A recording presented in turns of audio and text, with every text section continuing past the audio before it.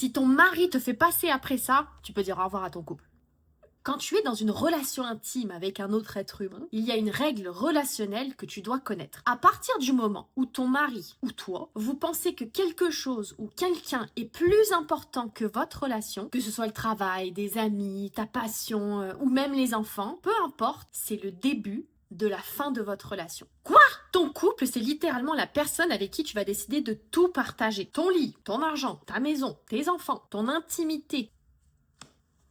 Si quelque chose se place au-dessus de vous, alors l'amour ne sera plus le socle sur lequel ton couple, ton épanouissement personnel et même tes enfants se reposent. Et il va être fondé sur une seule chose, la logistique.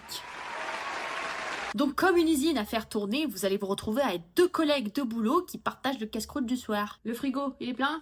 Allez. Les rendez-vous pour les enfants, je m'en suis occupée. La pelouse elle est tendue? Parfait. Allez, c'est bon, tu peux aller prendre ta pause. Donc, mauvaise nouvelle, tu es devenue ce que j'appelle la maman manager de la maison. Mais ce que les femmes ne savent pas, c'est que quand tu prends ce rôle, tu vas développer un système nerveux et une biochimie interne qui s'est construite pour contrôler, comme un manager, et non pour connecter. Donc, du jour au lendemain, tu te retrouves à être épuisé, à péter un cap pour rien, à être toujours en colère. Même ton conjoint, il te dit arrête d'être sur mon dos. Et tes ados, ils crient, ah, ça va, j'ai compris, je vais la ranger ma chambre. Et toi, tu culpabilises derrière.